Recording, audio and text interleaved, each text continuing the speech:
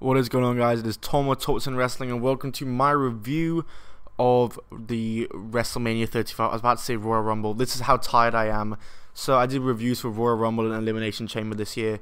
Thought, why not finish it off and do a WrestleMania review? So I'm going to try to remember everything. I've got notes up on here. Well, not notes. I've got a list of all the matches. I'll try to remember as much as possible.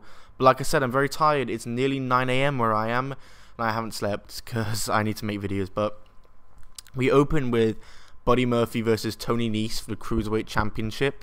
It sucked that this match was on the main card. Like, it was on the pre-show, and just to add insult to injury, they're showing promos for the main event, which is just kind of shitty, but it's what it is. What it is. Tony Nese actually won this match. It was an okay-ish match. Murphy hit the Murphy's Law, but Nese got his foot on the ropes.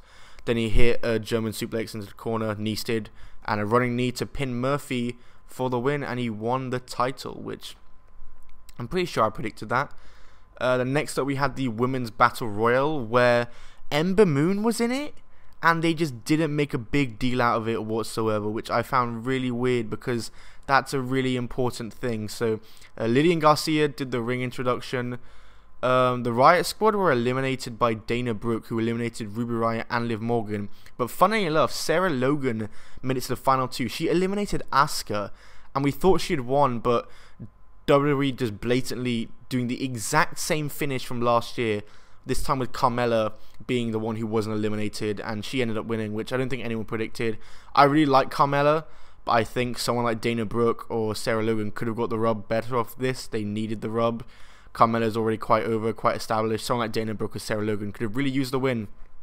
But Carmella's an okay winner. I just have a problem with the fact that it was literally the exact same finish as last year. The next up, we have the Raw Tag Team title match. The Major Brothers versus the Revival. And Kurt Hawkins start the match. And the commentators were going on about how he's lost 269 matches. But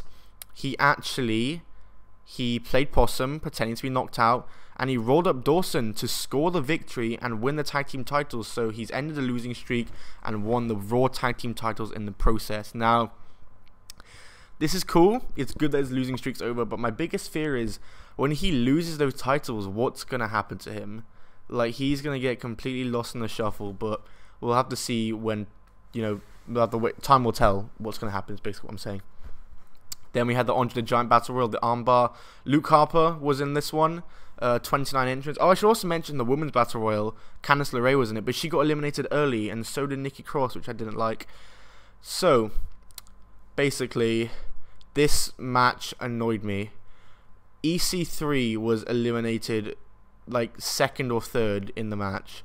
Man, the way he's been treated is horrible. I think he should leave already. It sucks, but the SNL host rolled out immediately. Braun Strowman did a crazy spot where Luke Harper was lifting Mustafa Ali in a suplex over the top rope, and Braun Strowman just pushed them, and so that Mustafa Ali took a crazy bump and nearly died. The SNL guys came back in to try and eliminate him with the Hardys. Strowman eliminated the Hardys and then beat up both the SNL guys after they tried to get a therapist on him. And that was the end of that. Strowman won, which is the good result at least, and was an SNL guy winning at least.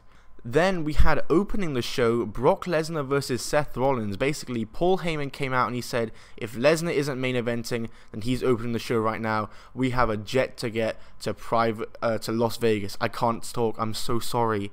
Seth Rollins came out and Brock Lesnar beat the crap out of him before the match even started. Then the match did begin when the referee was distracted. Rollins hit Lesnar with a low blow, then hit him with 3 curb stomps and won in about 2.5 minutes. I believe that was the exact stat, looking at Wikipedia. So Seth Rollins is your new Universal Champion, and suddenly the fear that Kofi or Becky isn't going to win shoots down you. Next up, we had Styles versus Orton. This match was quite distracting because the crowd were having issues with the lighting, which I completely understand why they were chanting at it. I went to WrestleMania 33.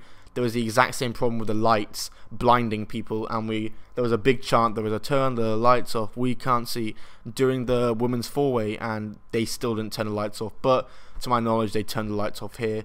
And the match itself was actually really good when you disregard the crowd reaction and stuff.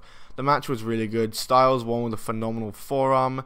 It was really good. I'm glad Styles won. Indies won. WWE nil. Then we had the SmackDown Live Tag Team Title 4-way match. This match was lit. This match was really good. A lot of fun spots in this. Ricochet and Aleister Black really making it look like they're about to win when Ricochet hit the 630 and everyone came in to break it up. There was an amazing spot where Cesaro did such a long swing to Ricochet and Sheamus did the 10 beats to 3 people, I believe. That was absolutely awesome. There was a huge Tower of Doom spot where Ricochet did a front flip over it and managed to land on his feet. But the Usos did come out as the winners, which I think was a good result. Then we had The Miz versus Shane, which was a very interesting match. It was a very good match, a weird finish. We'll get onto that. It started off with Shane and The Miz beating each other up. Shane was about to do an elbow drop to Miz through the announce table, but George ran in and made sure it didn't happen. Then George got in the ring and Shane beat the crap out of him. Miz got angry, started beating the crap out of Shane. They went around the whole arena until eventually, he threw him onto a golf cart and he bounced off onto concrete. That was brutal. Until eventually, Shane climbed up to a camera tower. Miz joined him. Shane started begging for Miz's forgiveness. Then Miz suplexed him off, but Shane landed on top of him and Miz's shoulders were down, so they counted the 1, 2, 3, and Shane ended up winning on a technicality. I think having Shane win was a bit unnecessary, like it didn't need to be done. He got dominated the entire match, and yeah, I don't think it wasn't, you know, it's not a bad thing that he won. It was just a bit unnecessary and out of nowhere. But either way, I don't want this feud to continue. It probably is going to continue just based on the finish, but I think the feud should have ended here with Miz winning decisively. But it just means Shane McMahon is going to heal it up, saying that he beat Miz and he beat him and destroyed him and things like that. Then we had the women's tag title match with the Divas of Doom, Boss and Hug, the Samoan Slaughterhouse, and the Iconics. And let me tell you guys how happy I was with the finish of the match. Like I said, we'll get there. Bret Hart came out for Beth Phoenix and Natalya's entrance, where at that point I was like, okay, are they gonna win this? That was, you know, very interesting. There were some spots in there where Natalya got like a double sharpshooter. Nia Jax and Tamina had a very limited involvement in the match, is something I noticed. Beth Phoenix, for the finish of the match, she hit the top rope glam slam to Bayley, a recreation of the spot that she did to Eve Torres at Survivor Series 2011, I believe it was. But what you didn't see was that Billie Kay tagged herself in to Beth Phoenix, and you couldn't even see it on the camera, but they genuinely did. So Beth Phoenix hit that, pinned her, then Billie Kay came in, threw Beth Phoenix out, and the Iconics won the SmackDown Women's Championships, the Women's Tag Team Championships, and I cannot be any happier. I am so bloody happy that the Iconics won. I was not expecting them to. If you saw my predictions video, I was going on about how they should win, but they aren't going to win. I thought they were in there to take the pinfall, not gonna lie, but they went and won it. They pinned the champions, so gas. I'm so excited about that. That's awesome. And we move right on from that to Bryan versus Kofi Kingston. You know, the nerves were really kicking in for this one because Seth Rollins just won, and it's like, is him, Kofi, and Becky all going to win? But this match was amazing. Probably the match of the night. Xavier Woods and Big E accompanied Kofi while Rowan accompanied Daniel Bryan. The locker room was shown watching the match backstage, and overall this match was really good. Kofi was on fire in this match. The crowd was fully behind him, and Kofi did end up winning the match. He got the advantage over Daniel Bryan. There were some really cool spots where Daniel Bryan was kicking Kofi, and Kofi was just going, come on, keep kicking me, kick me again. And eventually Kofi started kicking him back. Kofi got the label lock many times, and he won with the Trouble in Paradise, I believe it was, or the SOS, I don't remember, but I think it was a Trouble in Paradise, but all I remember is that he won, and there was an amazing celebration in the ring with Kofi and the New Day and Kofi's children, and they got back the old WWE title design, which was kind of spoiled it, because you could kind of see it on camera, and then there was shirts as well that were put on WWE.com, but either way, great match, great finish, very satisfying end, and Kofi is the WWE champion, the first ever African American WWE champion, defining moment in WWE history, and it's the first time Kofi's won a world championship. I mean, he's been there for 11 years, he really deserves it, man, and I'm just so happy for the guy. Great match, great finish, great celebration, and great story overall. Daniel Bryan deserves so much credit for his reign as champion. That was such an amazing run. He is such a good heel, man. Daniel Bryan, big ups, man, honestly. Then moving on from that, we had Samoa Joe versus Rey Mysterio, where I was kind of confused why this was the cooldown match, because I thought this match would be quite lengthy, but it ended up being exactly 1 minute long. Samoa Joe got hit with a 619, but then he reversed the West Coast pop into a Coquina clutch, and Rey Mysterio passed out, and that was literally how the match ended. And it's probably due to Rey Mysterio's injury, but regardless of that fact, I think this was a perfect win for Joe. These are the types of wins Joe should have been getting from the very start of his main roster run. So to get a 1 minute win at WrestleMania against a big star like Rey Mysterio, that's really big for Joe. And his reign so far has been pretty good, and I hope it continues. I hope he holds this title for a while. We have Roman Reigns versus Drew McIntyre. I wasn't really paying much attention to this match because at this point I was getting really sleepy. But this was just everything it needs to be, just a simple match where Roman Reigns won, and you can't complain about that. McIntyre had a cool entrance with bagpipes, and he dominated much of the match. And the announcers were going on about how if Roman Reigns will have the stamina or not. And yeah, I mean, it was a good match though. It was okay, and Reigns won, which he should have. Then we had the Elias Concert, which, man, I was in Pulse's Discord for this, and everyone was going absolutely crazy, calling him the 3-man band, calling him the 1-man band, because he was playing in a band with himself. It was hilarious. He was talking to himself on the Titantron. He played the tune to Seven Nation Army, where the crowd sang Walk with Elias. And John Cena interrupted, and now usually John Cena's interrupted Elias so many times, it's so repetitive, but this time it was different because he came out as the Doctor of Thugonomics. John Cena, word life. You think you're untouchable. I can't speak because I'm so tired, but it was such an amazing moment. Oh god, it was so great. And Cena was getting chants. Like, when does that ever happen at WrestleMania? Cena was getting chants from the smarky crowd, and it was such a great moment. Cena dropped some bars on him, saying he plays with himself, called him a shih tzu. It was hilarious. Cena's awesome. And then we had Triple H versus Batista. This match was pretty long from what I could tell. I mean, we all knew Triple H was going to win, which, spoiler, he did. Some spots in the match. Triple H spearing Batista through the announce table. Then he hit a powerbomb into the steel steps.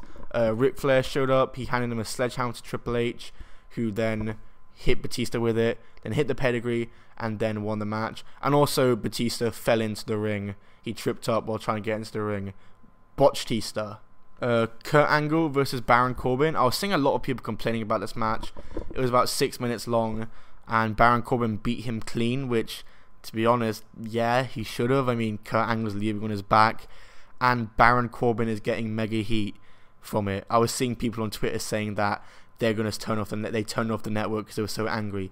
Well done. You gave WWE the exact reaction that they wanted, so nice one. But yeah, I thought this was exactly how it should have been. Baron Corbin just beating him up and winning the match. Kurt Angle shouldn't have won this match. He should have gone out his back. Obviously, it should have been against John Cena. We can all agree on that. There were rumors going around from PW Insider that Cena was going to be the special guest referee, but that ended up not happening. At the end of the match, after it had finished, Kurt Angle played his music and said, "There are 2 words that define me. You start singing it." Obviously referring to "You Suck." The crowd sang "You Suck" to him as he walked out on his retirement match. Very emotional, gave a great speech. Thank you, Kurt. Amazing career. Then we had Finn Balor versus Bobby Lashley, which up until this point I kind of forgot it was even happening because I thought it would be happening earlier in the show. But Finn Balor was obviously the demon. It was pretty quick. Balor hit an insane powerbomb on Lashley, then hit the coup de grace to win the title. Some other spots were Lashley spearing Finn Balor through the apron to the middle rope. That looked absolutely crazy, absolutely wild. Love that. Nice one, Bobby. But yeah, Finn Balor is now a 2-time Intercontinental Champion. The whole storyline I thought was so backwards, with Finn winning it, then Lashley getting it back, and then Finn winning it again. Lashley should have retained at Fastlane by like illegitimate means, and then Finn Balor, because he was so annoyed, gets his rematch and comes out as a demon. That would have worked way better, but for some reason they're both 2-time champions now. And then we get onto the main event, because of course we get onto the main event. It wasn't amazing. It was okay. Charlotte entered through a helicopter. Ronda Rousey obviously got the special entrance with Joan Jett. Becky Lynch just didn't get a special entrance at all, which I thought was quite weird, but nonetheless, I thought this match was just okay. Not really much to say about it. It was just okay. Very strange finish. I think I mentioned before how strange the finish was, with Ronda Rousey hitting the Piper's Pit, but Becky Lynch turning it into a pinfall where Rousey's shoulders weren't fully down and she got counted the 1, 2, 3. Can't tell if it was a botch. I don't think it was, but you know, WrestleMania main events should be ending in a decisive finish, especially if it's a babyface winning, because I think they're just trying to set up for another match between Becky and Ronda, but you didn't need to have an illegitimate finish to win it. All you had to do was have Becky pin Charlotte so that Ronda has her way back in to a title match because she wasn't pinned. That's all you needed to do. It was very simple. I feel like WWE just overcomplicated this storyline. The weeks building up to it, they did so much to overcomplicate it, and this has just overcomplicated it even more. And it seems like the titles aren't getting unified. She wasn't presented with a new title or anything like people thought she was, because there was a red blanket on next to the timekeeper's area, which looked like it was covering a title, but that might have just been like the hemp title being left there or something. Either way, this match was, wouldn't say it's disappointing, it was just okay, and it was very late into the show, but even regardless of the crowd reaction, it just wasn't that amazing of a match anyway. But it's cool to see the women main eventing nonetheless. That's going to do it for this video, guys. If you did enjoy, smack that like button, follow me on Twitter at Top10 Wrestling, my Instagram is at I'm Tom Bell. Goodbye and keep on rolling. I'm going to bed. Good night, guys.